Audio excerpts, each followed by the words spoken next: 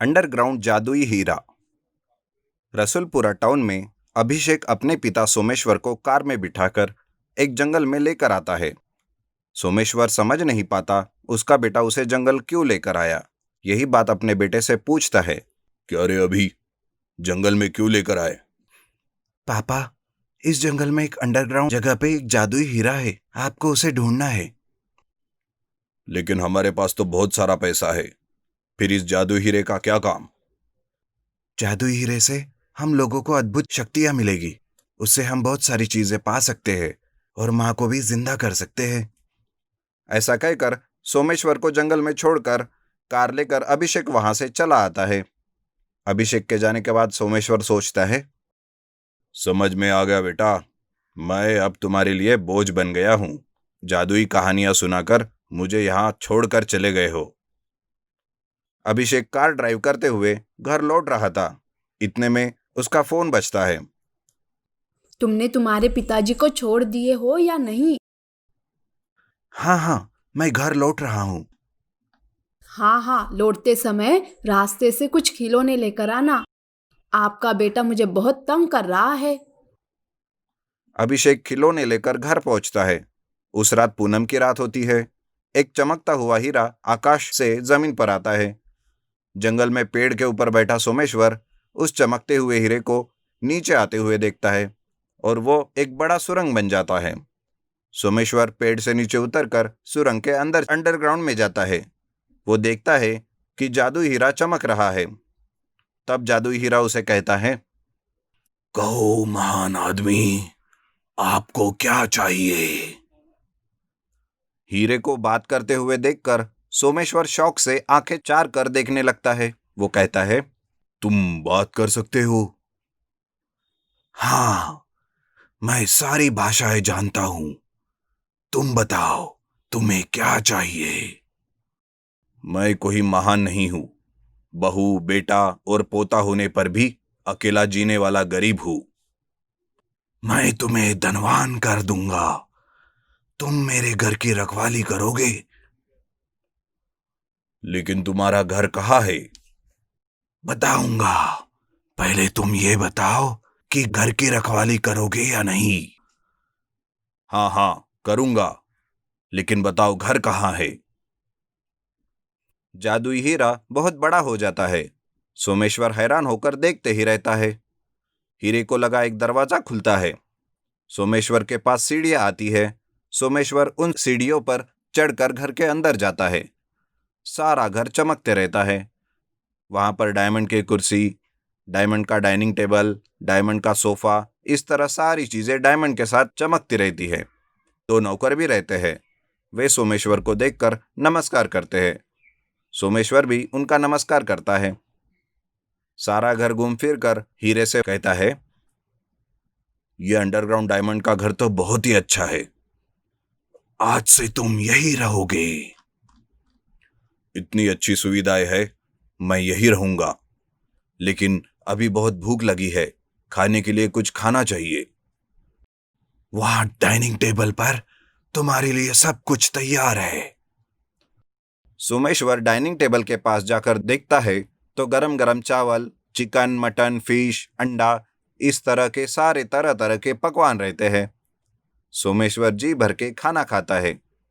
फिर diamond bed के ऊपर जाकर सो जाता है। सोमेश्वर सपने में अपने पोते को दादाजी दादाजी चाहिए कहकर कहते हुए देखता है। सोमेश्वर नींद से चौंक कर उठ जाता है। बाद में वो कहता है, ओ जादुई हीरे, एक बार मैं अपने पोते को देखकर आ जाऊंगा। अच्छा ठीक है, लेकिन किसी को साथ लेकर मत आना। इस तरह कहकर जादुई डायमंड कार के रूप में बदल जाता है। रास्ते में हरे भरे खेत, बाकी मनुष्य और गाड़ी को जाते हुए देखकर वो खुश होता है। घर के आगे खेल रहा पोता अरुण कार को देखकर अपने माता पिता को बुलाता है। अभिषेक और मालिनी वहां आकर डायमंड कार को देखकर हैरान हो जाते हैं। सोमेश्वर कार से नीचे उतर कर आता है और अमीर बन गए अपने पिता को देखकर अभिषेक शॉक हो जाता है। पोता अरुण कहता है, दादाजी दादाजी, बिना बताए आप कहाँ चले गए थे?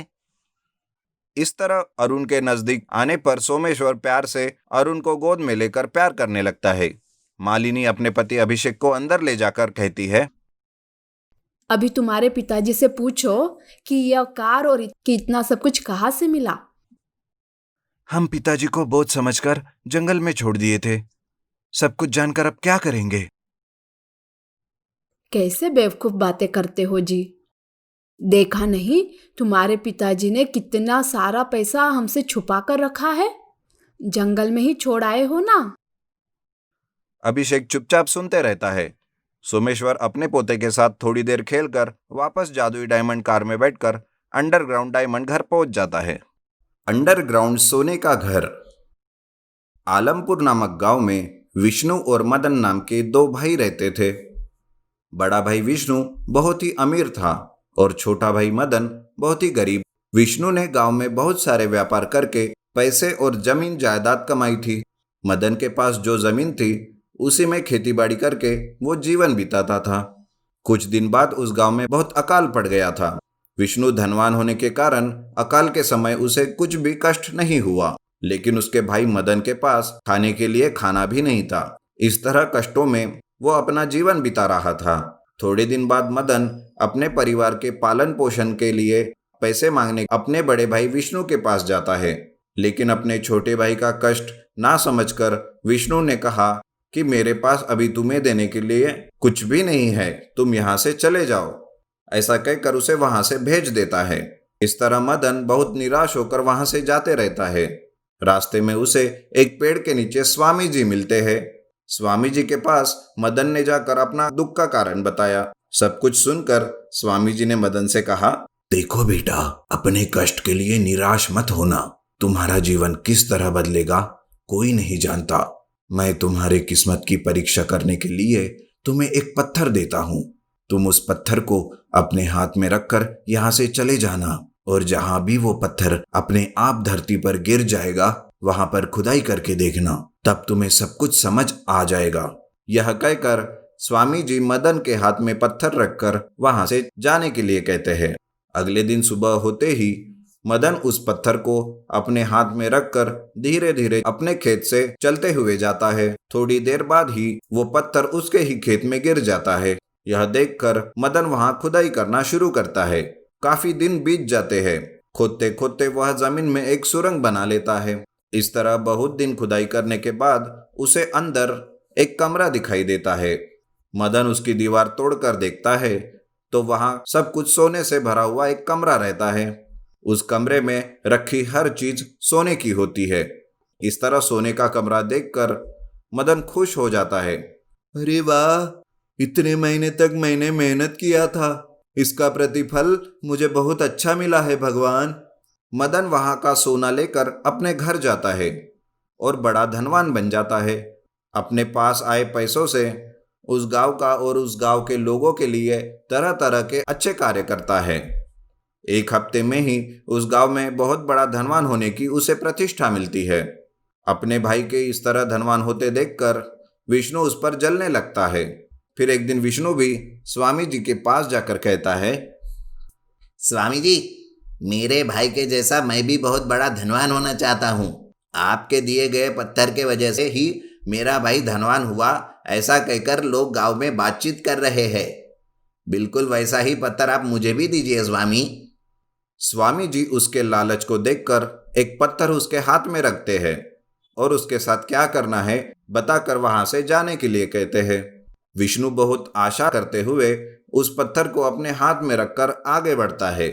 थोड़ी देर बाद वह पत्थर उसके हाथ से फिसल कर नीचे गिरता है।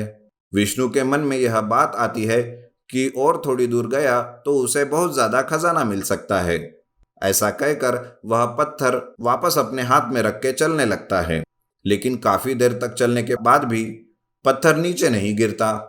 इससे विष्णु बेजार होकर खुद ही उस पत्थर को नीचे फेंक देता है और वहां खुदाई प्रारंभ करता है। लेकिन बहुत दिन महीनों बीत जाते हैं। विष्णु सुरंग बनाकर थक जाता है।